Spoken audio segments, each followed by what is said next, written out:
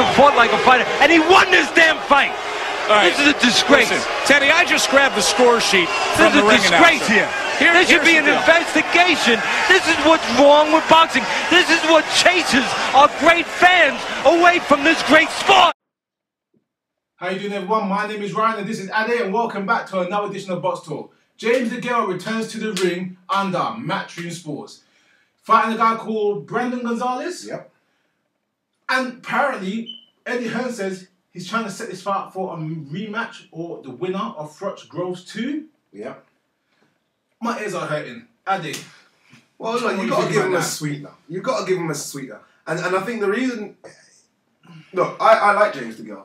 I know, I really like James Degale. And I'll be honest with you, you know, we're talking about former British, former Commonwealth, former European champion. I think he's ticked all those boxes.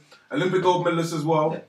He should not have nowhere ever in this earth should have been fighting on Channel 5 in front of 2,000 people in Blue Water. Yeah. It's a flipping travesty. And his career stalled. Yeah. There's no two ways about it. He's been fighting. It's stalled tremendously. It's stalled tremendously. You know, I mean, I remember watching him in Liverpool. First of all, let's talk about him and George Groves. They had a massive fight in the O2 Arena, 15,000. Yeah. That was, what, 5 years ago? Groves went up, Degale went sideways.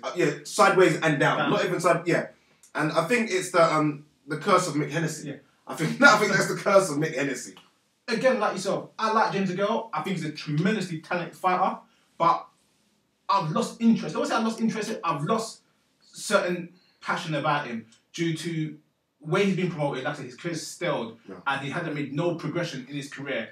Be it he's had thoughts with Frank Warren, he had thoughts with Hennessy. He's now with a promoter that's actually going to promote him. It's not his fault. I'm not blaming him, but as a fighter, and you're the head of your camp. It's your choices that make you in these situations. So he has to take a little bit of the blame on that side. Yeah. And secondly, as talented as he is and as good as he is, he falls asleep in the ring where he just goes into this zone where he kind of forgets and just goes on cruise control. And for a world-class fighter that wants to progress further, I see that as a major flaw. He says when he wants to turn it up, he can turn it up. But when he did turn it up in the only big fight against Groves, he lost. Be it a split decision, he didn't win it. Yeah, and it's tough for him. And there's a lot of me that I clearly understand what Ryan's saying. Look, you're the fighter. Yeah. So you're the man in your camp, not your promoter, not your manager, not your trainer. You. Yeah. So any decision, you've slightly got to be part of it.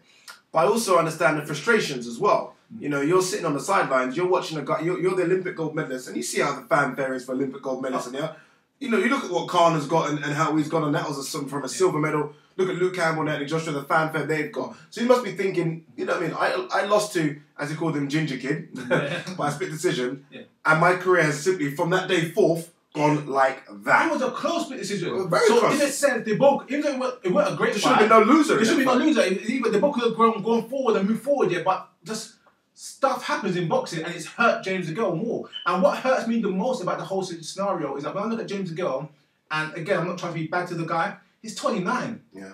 So he needs to put a foot up his arse and actually say, look, I need to start moving forward. The thing I like about James Degale, and this is what, and a lot of, he's been very outspoken with it though recently. I've seen a lot of interviews he's done, particularly with Kugan Cassius on IFL TV, and he has literally battered Mick Hennessy in Channel 5.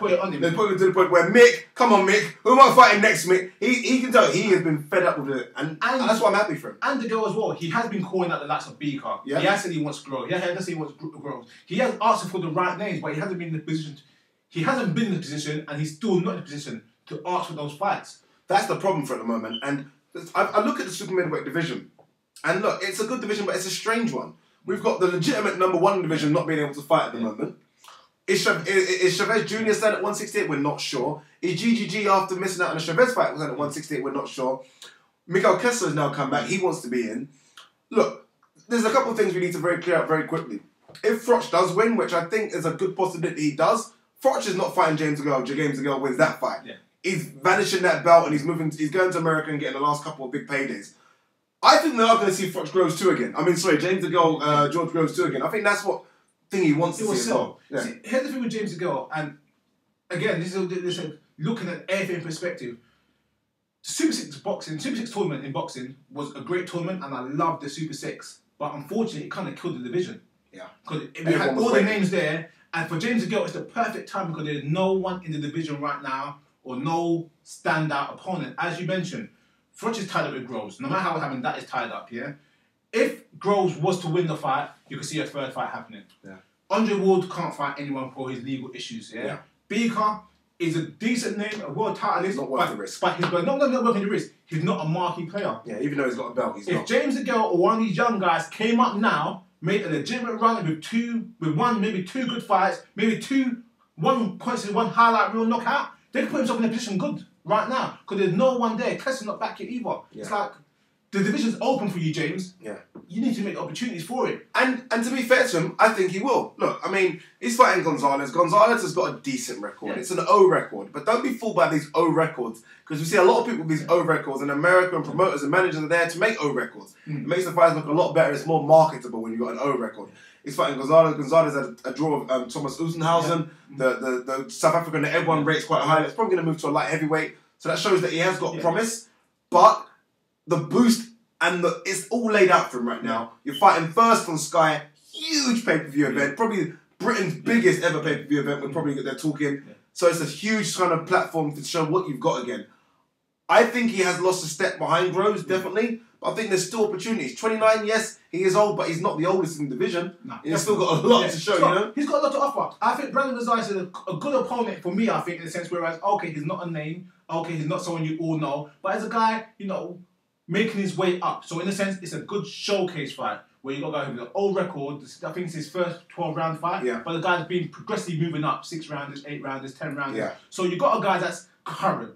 That makes sense. Coming to win. He's coming to win. This guy's current. He's undefeated. He's coming to win. It's current. So you could hopefully do a number on this guy and look good on a huge audience. The thing is, pressure's on James Degale. Yeah. The pressure is all on him. I think even Eddie Hearn recently said in an interview as well, there are no excuses. You've been crying out about your promoter not being able to promote you. Well, you've got one now. You've been crying out for big fights. Well, you've got one now. You've been crying out for big arenas, big venues, big paydays. Yeah. By all intents and purposes, you've got one now. Everything is down to James Degale to show what he's got. Okay. Taking out, obviously, Andre Ward, James Degale has the talent, as when I say talent, as in the physical specimen. Yep. He's tall, he's rangy, got a little pop, can box, and he likes to box on the inside as well. Yeah. And even if it gets a little crazy off the ropes, he defends well off the ropes. Off the ropes, he's not bad. He's really good off the ropes as well. He's not bad off the ropes. You know, as a skill set, and I'm trying to say he's got it there, but I think he needs to just tweak that mindset and finish guys and do the numbers he's supposed to do on these people. And if he does that, he should get a world title. And it would be a shame for someone like Degale not to get a world title. You know, the thing for me, I'm almost one of those people that say, you know, when a fighter loses, I hate when people talk about moving trainers. And I don't want to get stick now, but I really do think James Degale needs to move trainer. There's something about home comforts and being the king of your castle that he seems to have in that training camp. And I'd love him to almost go to another a top training camp, where he's not king of the castle, where he has to kind of dig a bit deeper to not be the man. And I think then we might see the best of James Degale. I kind of feel that he's stuck in that training camp he's in right now. Yeah, he's definitely stuck. He's definitely stuck, and he's also stuck in a situation where his name's not on the tongues of people. Yeah. You know, I mean, you go onto every boxing website and you see Billy Joe Soldier's names everywhere. You go on people know about Chris Eubank Jr. coming up and certain things. You see Cannon Smith's name out there. These guys are guys that are behind him. On the crest of waves at the moment, they're all behind him. And they're the guys that seem they're going to get more opportunities before him. Yeah. Even though he's, like I said, he's changed promoters now, so he's on the way to doing the right things. Don't let these young guys come and take your spot. This is your time to shine. These guys got years ahead of them because they're younger. You're 29, you need to go and do your stuff. Yeah, you're right. And I feel like he does need to make those decisions. We saw what George Groves did. We don't know if Adam Booth left him or he sacked Adam Booth. But again, that was a tough decision. Everyone was giving him stick for the decision. It didn't seem to do him any bad. Yeah. You got Paddy Fitzpatrick as a trainer. Yeah. He done extremely well. So sometimes you've got to make a tough decision. And I think James Degale right now needs to make tough decisions for his career. He's 29 years old. He's probably got 5 good years left in him in terms of at his peak. Yeah. And I think it's time for him to kind of get all the rewards. All that. Kessler's going to be going soon. Yeah. Beaker's going to be going soon. Froch's going to be going soon. There's not many top. Abraham's going to be going soon. There's not many top ones out there left. I tell you what, just last bit I want to say on this is that I saw an interview with Andre Ward on Fire Hype, and he said when he left, people say he's crazy, but he said, look what Hopkins done, look what Roy Jones done, look what Mayweather done. You saw the interview. He said these guys have to make choices for their own career because if you don't take control of your career, people will use you and leave you in the cold. And this is where James Degale is right now. He needs to take control of all the reins. He's got a good promoter now and actually drive his forces in the right direction. Okay, very quickly. Does James Degale win? And if he does win, does he really deserve the IBF shot? Okay, honestly and truly, I don't think he deserves an IBF shot. but I think he will win, and I want him to win by stoppage. I don't want his fight to go more than 6, 7, 8 rounds. I don't want him to drag it out and fall asleep. If he stays focused and puts the pressure on, use his skills, what he's got, and like we mentioned, he's got loads of skills. Yeah. Use your skills and take this guy out, make a name, stamp your claim in the division. If he does that, I think if he gets one top 10 marquee name, he gets a title shot. But after that one decision, I don't think he's going to deserve a title shot. Yeah, I'm with that as well. I don't think he deserves an IBF title shot because he's been really fighting the kind of B-siders at super middleweight. I think he does win as well. Look, this is his platform to really shine. And you don't get many platforms better than this. We're talking Wembley, we're talking 80,000, we're talking about every single person in Britain is going to be watching this fight, and he's co-main event.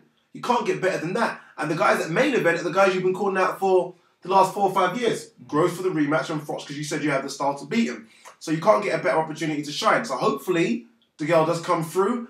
And even if he doesn't get the IBF shot, there's other. Now he's with Eddie Hearn. You start to get better performances. You start to get more appearances on Sky. And hopefully we can see another James Degale that's similar to the James Degale we saw beat the likes of Paul Smith.